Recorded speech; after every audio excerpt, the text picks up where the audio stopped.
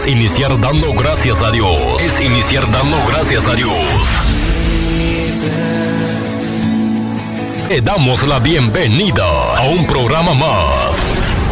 Jesús mi compañero fiel. Jesús mi compañero fiel. Jesús mi compañero fiel. Con su más confiable amigo y hermano de Gómez.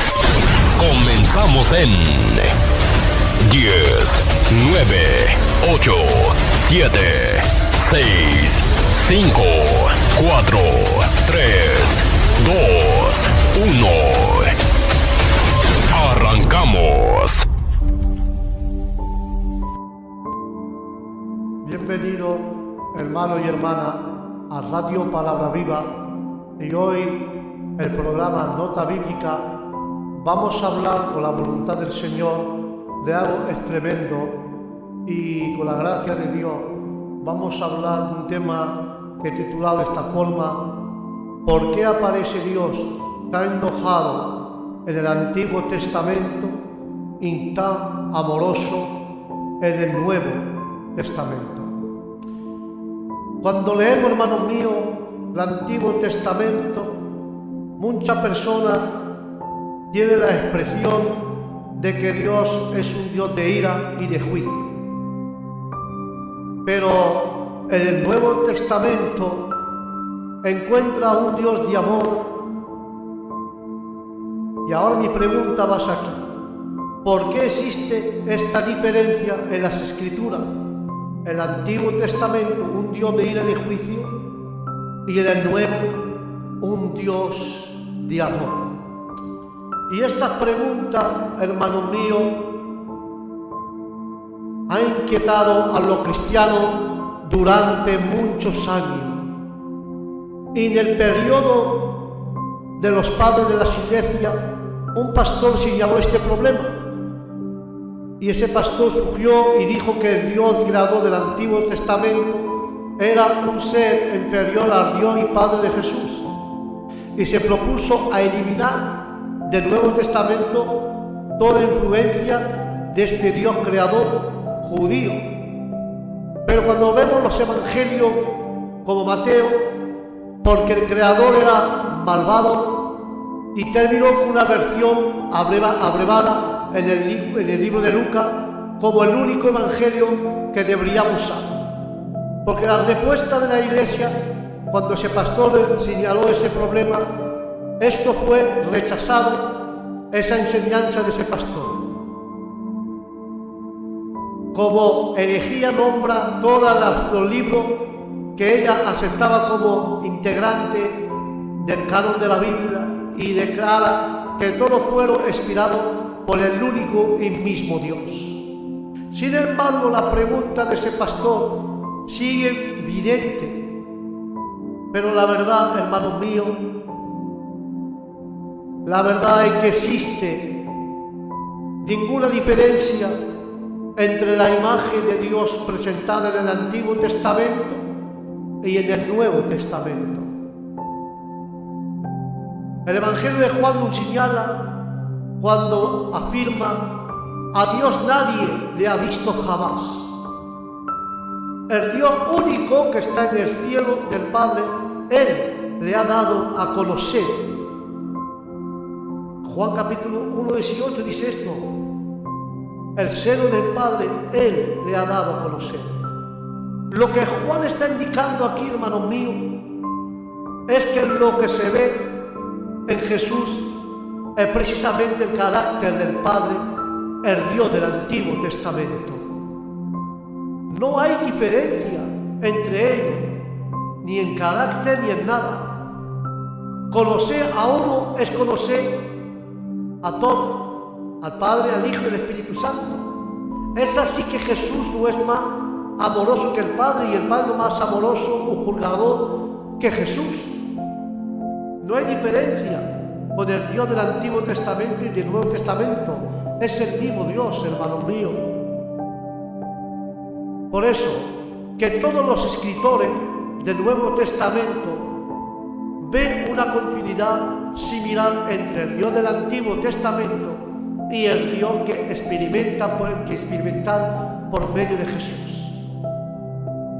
Pero déjame decirte que hay 3 puntos que debemos de señalar para ampliar esta afirmación.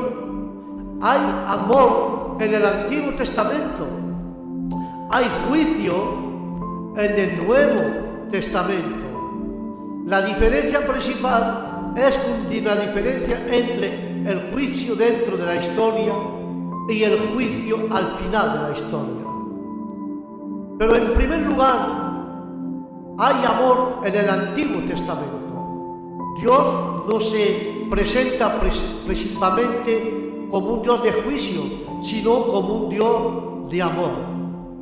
Cuando consideramos, por ejemplo, el libro de Éxodo 34, de 6 al 4, que dice que el Señor pasó frente a Moisés y proclamó: Señor, Señor, Dios compasivo y de clemente, lento para la ira y grande misericordia y verdad, y conserva su misericordia por 1000 generaciones, que perdona la iniquidad de la rebelión y el pecador, pero que de ninguna manera dará por inocente al culpable, que castiga la maldad de los padres sobre los hijos de los hijos, sobre la tercera, sobre la cuarta generación. Cuando vemos y leemos esto, hermano, esta es la presentación fundamental de Dios a Moisés. Él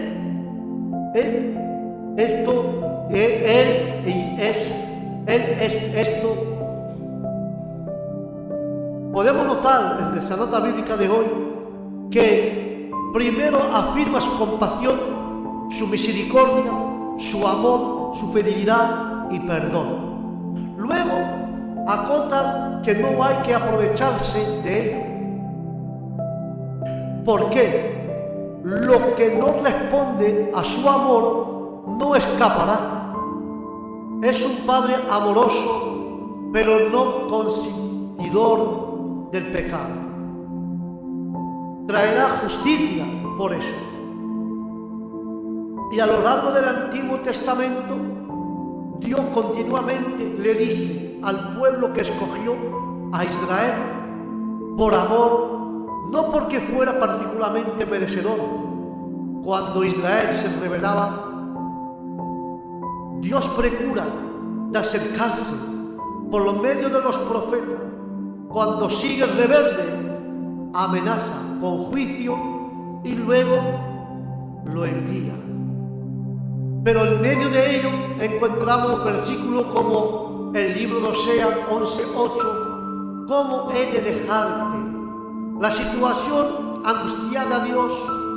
Por una parte, la justicia exige que lleve a cabo el juicio, y por otra parte, su corazón amoroso está quebrantado por su pueblo y no soporta ver su dolor y destrucción.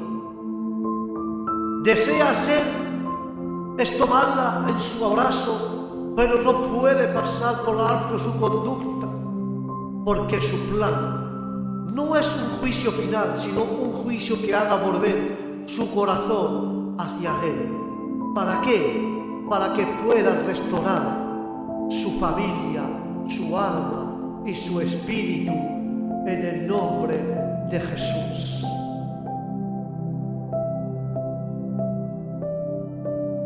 Esa actitud de Dios no es solo con Israel, porque en el libro de Jonás 4:2 podemos leer lo siguiente: y oró al Señor diciendo: oh Señor, ¿no esto es lo que decía yo estando aún en mi tierra?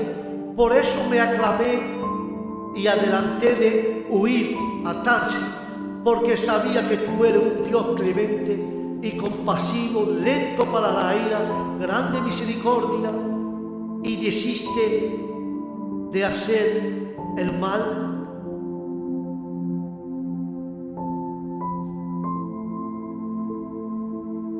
A Jonás no le gustaba la misericordia.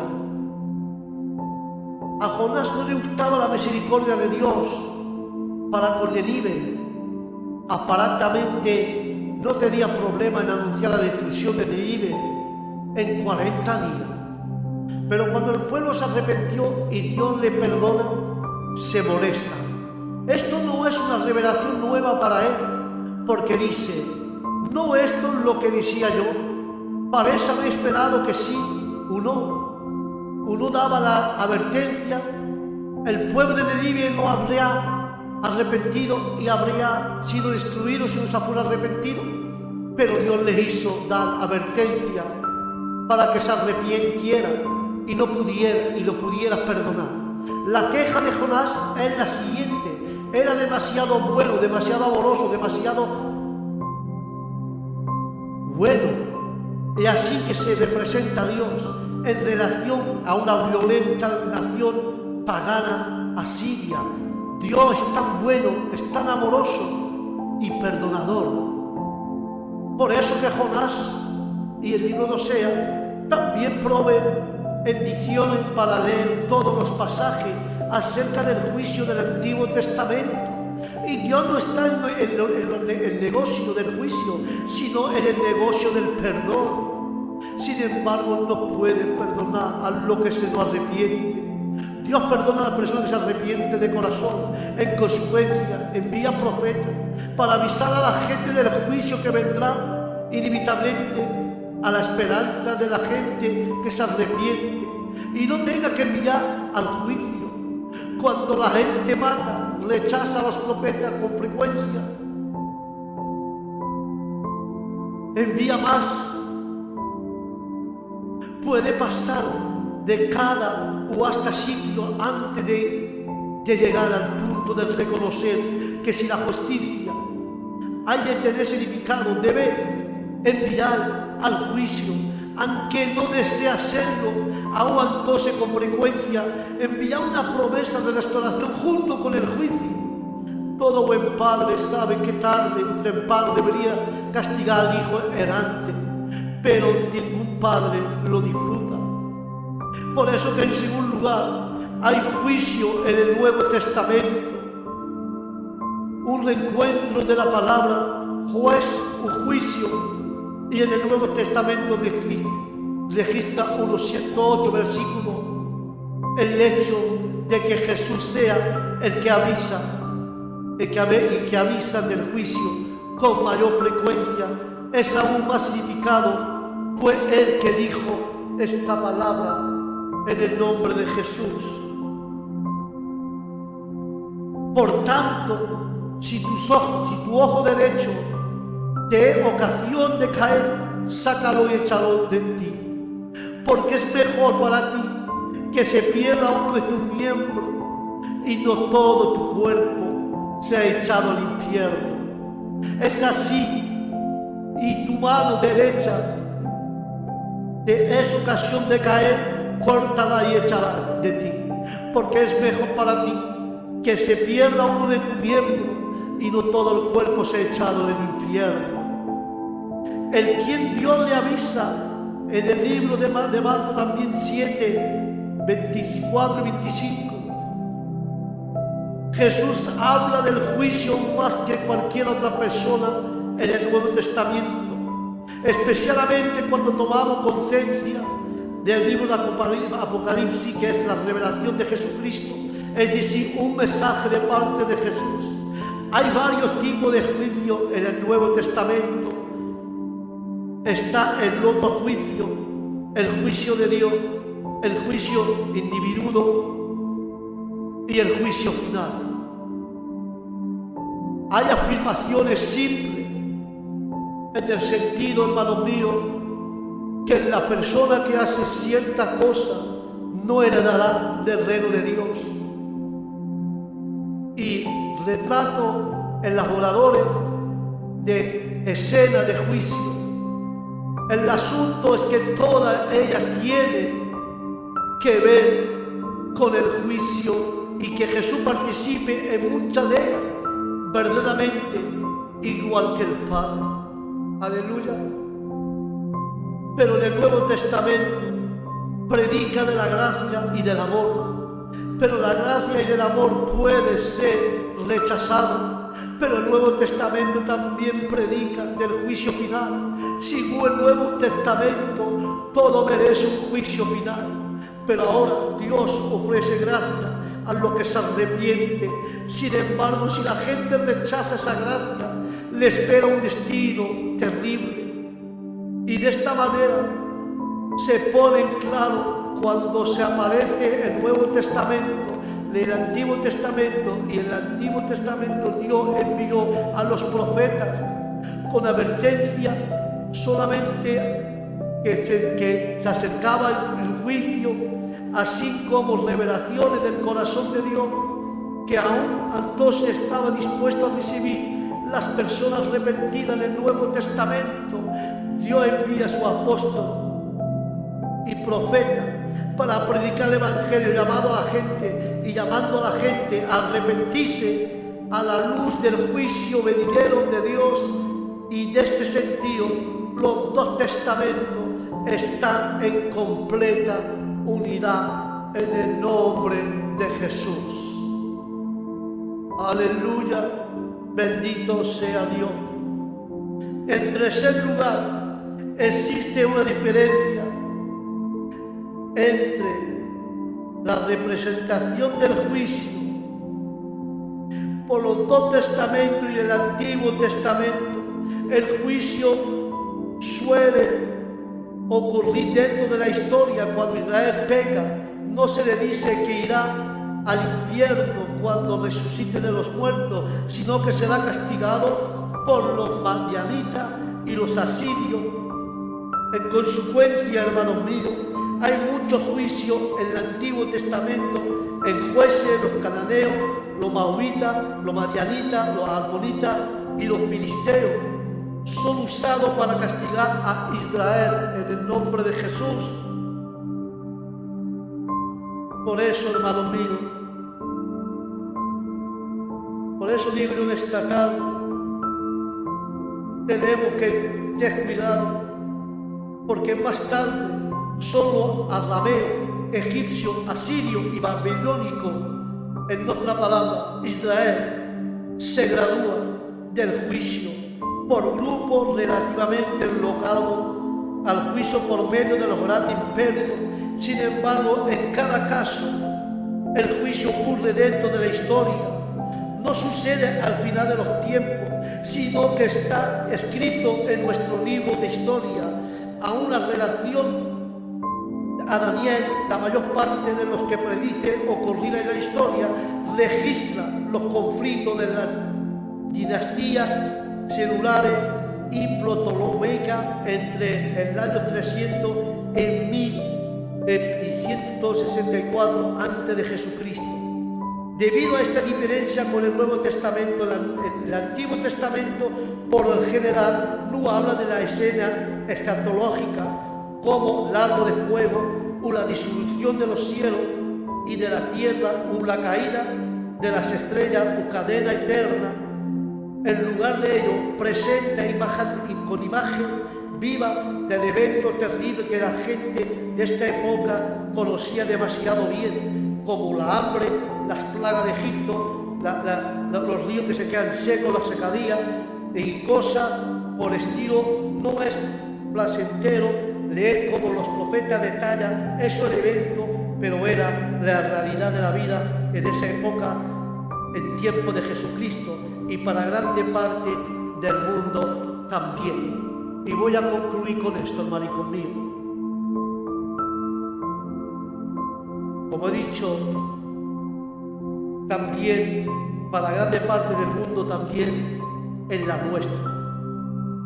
Además, hermano mío, Dios los detalla para que la gente se arrepiente y lo evite, no porque le guste. Ligado a estas descripciones, esto, el hecho de que en el Antiguo Testamento la idea de la vida después de la muerte solo había sido testamento y solo había sido parcialmente revelada, y aún esa revelación llega hacia el final de este tiempo. Porque en el periodo del Antiguo Testamento, durante la mayor parte de este tiempo, la gente pensaba en morir, cómo descender al mundo tenebroso de Seón, donde no existía la adoración de Dios, y lo mejor que se podía esperar era una semivida. Una semivida. Esperaba morir anciano con su buen nombre, después de haber visto a sus hijos, a sus nietos, que perpetuaban su nombre. En consecuencia, los juicios del Antiguo Testamento son aquellos que tratan esa esperanza, esa advertencia de la inclinación de la familia entera de morir joven. Para la época del Nuevo Testamento, Dios había revelado mucho más acerca que de la vida futura. En consecuencia, los juicios que traen son juicios relacionados con el fin de la historia y resurrección de los muertos, y vida eterna o ser echado al infierno. La historia, el fin de la historia es eso: la resurrección de los muertos, o te va al cielo, tiene vida eterna, o acaba que Dios te eche del infierno. No hay otro camino, o el infierno o el cielo. Ver quemado todo aquello por lo cual se había dedicado la vida, o a recibir una corona de vida. Todo esto sucede más allá de las historias. Cuando Cristo regrese, en consecuencia, cuando la historia tal como la conocemos haya llegado a su fin, entonces revela el Antiguo Testamento a un Dios de juicio y el Nuevo Testamento a un Dios de amor. La respuesta es no. Enfático, amplio testimonio revela a un Dios de amor, que también es un Dios de justicia, y Dios ofrece a los hombres y a las mujeres su amor, su perdón, y Él nos incita a venir a los pies de la cruz y a venir con fruto de arrepentimiento. Tenemos que arrepentirnos y escapar de los terribles juicios eternos del fin de la historia y del tiempo, en el nombre de Jesús. Esto era el tema de hoy. ¿Por qué Dios parece un Dios tan enfadado en el antiguo y tan enamoroso en el nuevo? Pero quédate con esta palabra. Dios nos ofrece la salvación. A los hombres y a las mujeres nos ofrece la salvación, su amor, su perdón, para poder arrepentirnos y escapar de este juicio terrible y eterno del fin de esa historia. Amén y amén. Que Dios os bendiga, hermano. Esto era la nota bíblica de hoy, y creo que se ha hecho de bien en el nombre de Jesús. Y yo creo con todo mi corazón que yo sé que Dios os habla. Tenemos un Dios amoroso, un Dios que perdona, un Dios que nos ama tanto que quiere que escapáramos de terribles juicios, pero no te olvides también que es un Dios justo y un Dios de justicia. Hasta aquí, hermano, esa nota bíblica que he compartido con usted. Que Dios os bendiga, que la paz de Dios esté con todos ustedes. Lo digo al próximo programa. Bendiciones. Shalom.